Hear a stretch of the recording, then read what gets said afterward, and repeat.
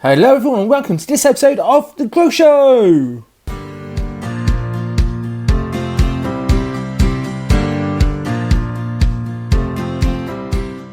Welcome to this fantastic episode. Now I have got a cracking guest lined up for you today. His name is Robert Leat and he owns and runs RL Fitness. Now we talk about mindsets, we talk about fitness, we talk about weight loss, we talk about marketing, branding and so much more in this really cool interview to help you grow yourself, grow your community and grow your business. So let's start with this fantastic interview right now.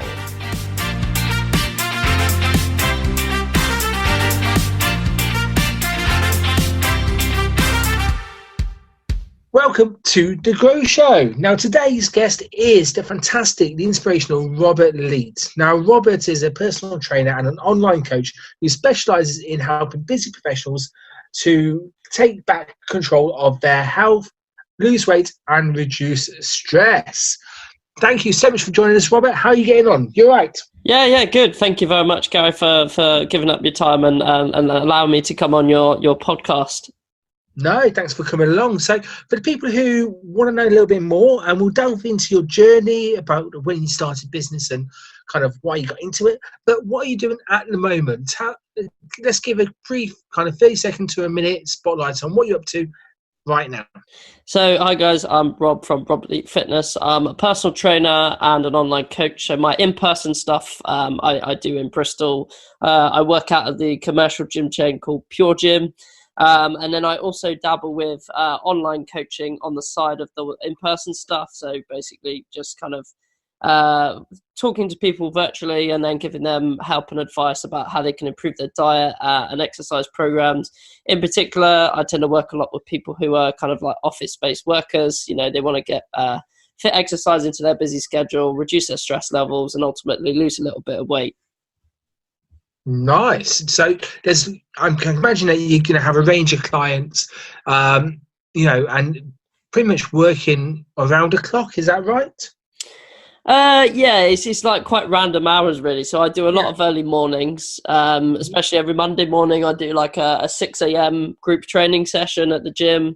And then Wednesday mornings I start very early for the hours that I do for Pure Gym.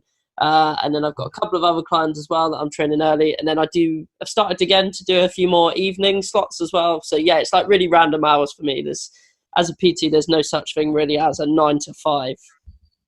No. And I noticed on the website you have the 5-step fat loss checklist that's available to download.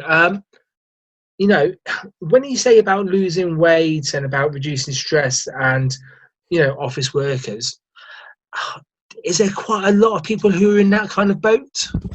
Yeah, 100%. I'd say the majority of my clients is pretty much people like that. They work in some kind of office job.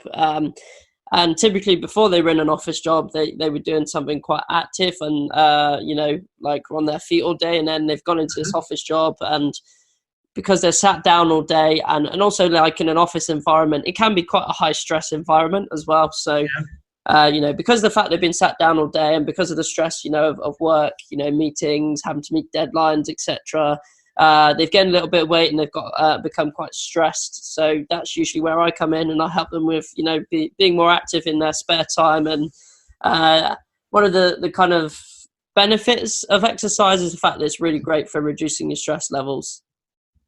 Nice. So it all helps in the kind of the big picture. Yeah, 100%, definitely. Nice, cool. So let's take you back to when you first started your kind of business journey. How long ago did you set up your business?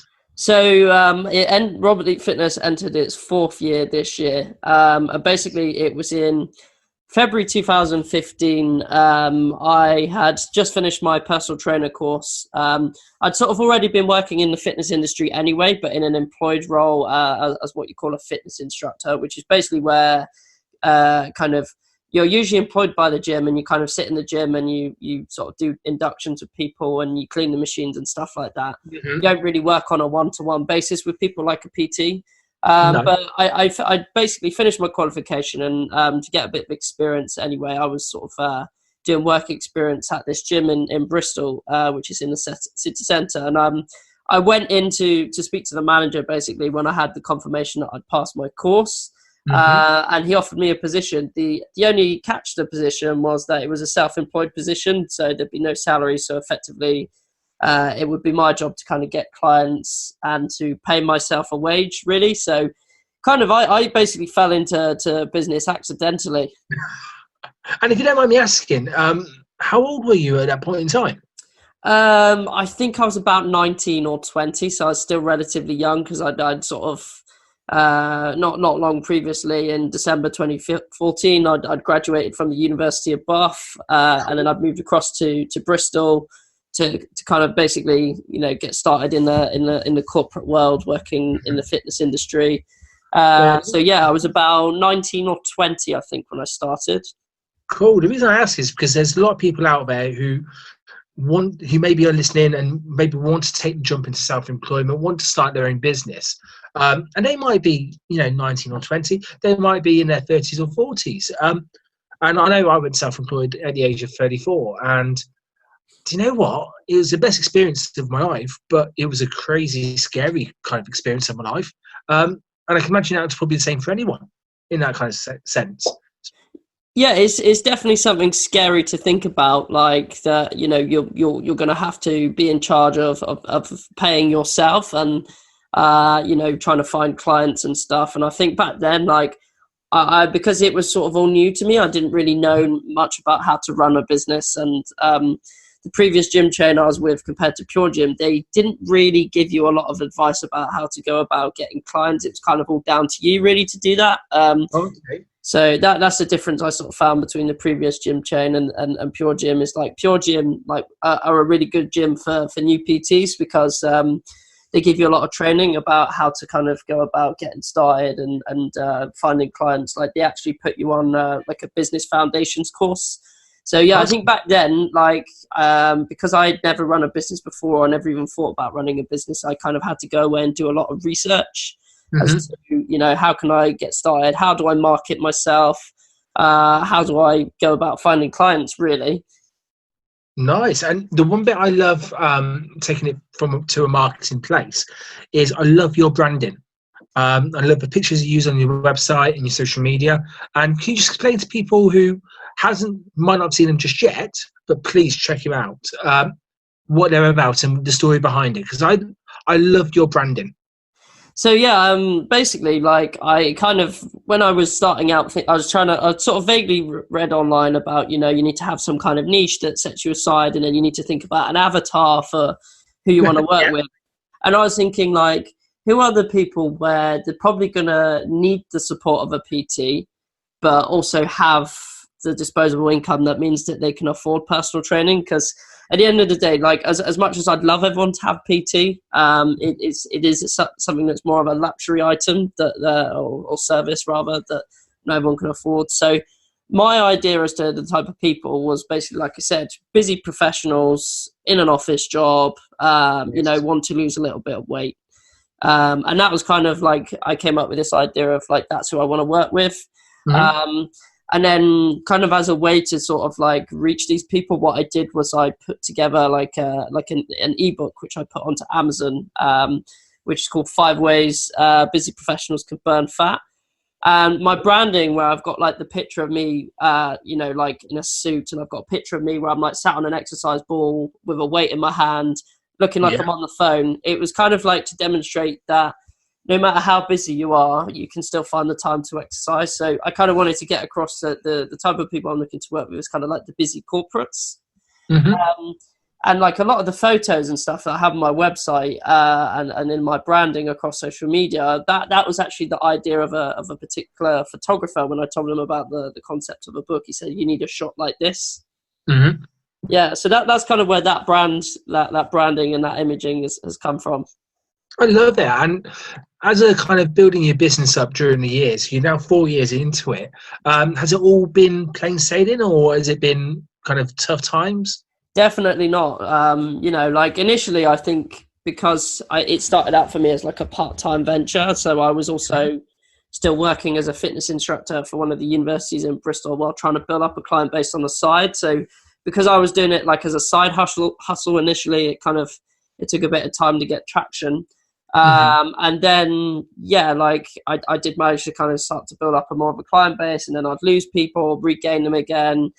And then it was kind of about 3 years in that I decided that I wanted to change location and move to one of the competitors for the previous company I was with. So I moved from a company that's called the Gym Group, which is, again, like another kind of 24-hour low-cost gym, to Pure Gym, which is, they're basically now, I think they're the biggest gym chain in the whole of the UK.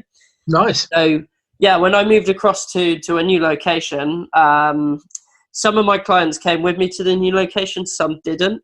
So it was then a case of I've had to kind of build up my reputation again within this new gym. And again, it's not quite been smooth sailing within this new gym. Like, again, there's been periods where, you know, I've kind of struggled to get new business in. But I seem to be doing okay now in that I'm getting like leads coming in and I'm managing to sign up clients. So, yeah, it's never going to be easy. Like, if it was easy going self-employed, like, everybody would do it. But Of course I it would, like yeah. the challenge and I like the adventure. Nice. Well, that's really cool. And let's kind of take a different step now and talk about about your hints and tips and about your insights that you've learned along the way. So, in terms of the kind of, you've got the 2 ebooks, the 5 ways and the 5 steps. Yeah. You know, how many downloads have you had of those, or how many people have kind of helped? How many people have you helped from those ebooks? Because it's always an interesting kind of thing to look at.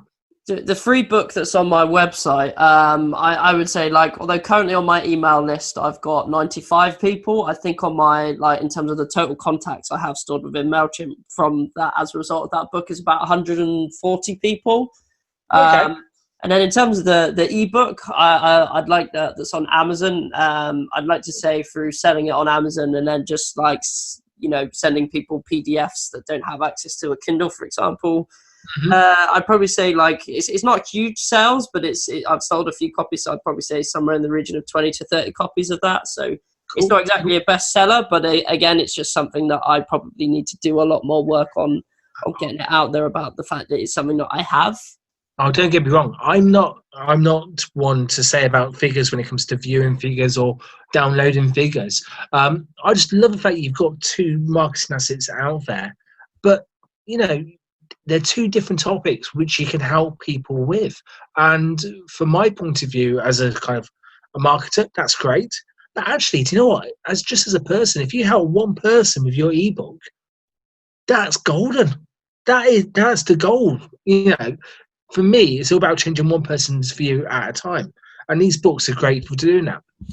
Yeah, I mean, part of the reason why I put these 2 books together is, like, again, like I said, personal training is a bit of a luxury. So not everyone can necessarily afford to hire me as a coach, but I can then say, right, okay, so you might not necessarily be able to afford PT, but if you go to Amazon, I've got this book available there, which costs, you know, it's less than a £5. It's like $4.99.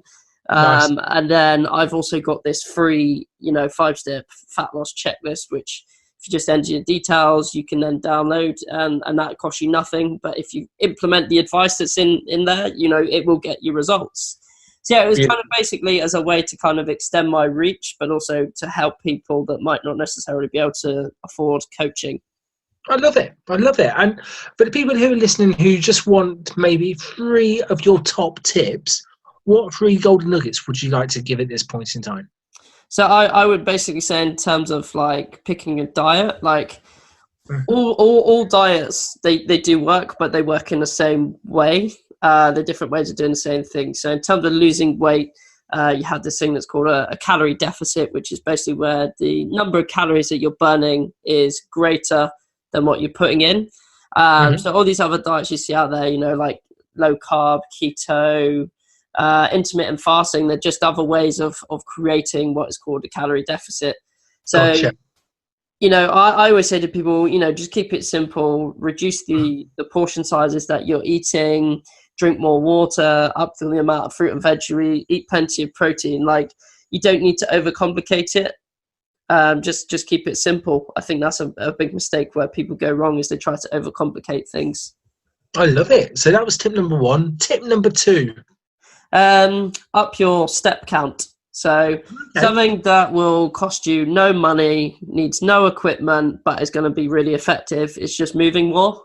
So, you could use like one of these wearable trackers like a Fitbit, or you could download an app for your phone. So if you have an iPhone, the health app on your phone actually has a step counter built into it. Google, you can get an app called Google Fit, or just type in on the App Store step counting app. There's loads. But yeah, just basically try and up the amount of steps that you're getting. There is the figure of 10,000 steps a day that gets thrown around a lot. But what I always say to people is, if you're not currently doing 10,000, maybe try and work towards a smaller target. So maybe start with 5,000 or 6,000. Then when you hit that, try and up it to 8,000, and then eventually up to 10,000. So yeah, basically like just being as active as possible on a daily basis. Cool. And top tip number 3. Make sure you get plenty of sleep. Okay. Yeah. Sleep, it can affect you in numerous ways. Obviously, you're going to be low on energy, but there's various different studies that have actually found that there's a relationship between weight gain and lack of sleep. And usually that's because it affects the hormones, which are responsible for controlling your hunger levels, but also how satisfied you feel by food. So what you might often find is that if you've not had a very good night's sleep, you might feel quite hungry, so therefore you're going to eat a lot more food. Whereas if you get a good night's sleep, you can have plenty of energy, and those hormone levels that are responsible for controlling your appetite, making sure you feel satisfied by food, are going to be normal. So you're not going to have, you're not going to feel like you need to binge on food to make up for the low energy. Nice. That makes complete sense. But I'm sure it's probably a lot harder to do than it actually kind of sounds. Yeah, I mean, it all depends on your motivation levels, really. But that's where it helps having, someone like me to give you a bit of a kick up the butt when you need it. So is that kind of what you tend to find that you need? I know for me, my relationship with going to the gym is very, very sporadic. And even if I've been a member of a particular gym, I might go a couple of times. But actually, that doesn't really motivate me going to the gym. More for me, the kind of having a goal to achieve, let's say running a half marathon or going for completing a 100-mile cycle, that's more of a motivation for me. So do you find that people's motivations are different? Yeah, and I think you're 100% right there, that you've got to have some kind of clear reason as to why you're doing it. So in your case, for example, you want to be fit so that you can run a half marathon. Other people, it might be, for example, they want to lose weight so that they can fit into their wedding dress, or it could be for what I find with a lot of men that have kids is that they want to be able to play sport with their kids, run around, and generally keep up with their kids. So everybody's goal is different, but the one thing I will say is make sure that you have a very clear reason as to why you're doing it. So that's where are you familiar with like SMART goals? That's where that comes in quite handy. Yeah, for sure. I'm a big believer in SMART goals when it comes to planning, and more, SMART goals makes it a lot easier. It does. If you've got a clear goal, you know when you want to do it, why not? Yeah.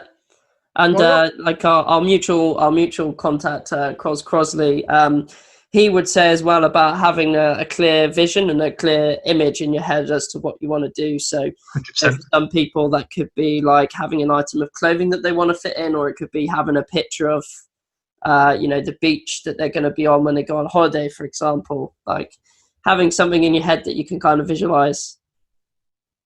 Love it. Thank you very much. Cool. So we've come to the end of the interview now, really. So thank you so much for your time today. Just wondering, if people want to find more information about you, have you got a website? Have you got social media links? Yeah. This is your chance to plug away. So if you go to my website, which is rleat-fitness.com, that explains all about me and what I do. I'm quite active on Instagram, which is @rleat_fitness. And Facebook is just Robert Leat Fitness. So yeah, those are kind of the 3 places that I tend to send people. Brilliant. And do you go networking as well at different places? I go to a couple of I go to a thing in Bristol which is called Bristol Breakfast Networking. So yeah, I go to that. Have Nice. previously done for networking before, but I've kind of sort of taken a little bit of a break from that recently. Nice. So people can find you at the Bristol Breakfast. Yes, yeah. Nice. Cool. Thank you so much for your time today. Remember, check out his website, check him out on Instagram and his other social medias. Pop onto the website and download the 3 steps, the 5-step fat loss checklist. Please do check it out on Amazon. Rob, thank you so much for your time. Have a great one. Thank you very much for having me on the podcast. Really appreciate it.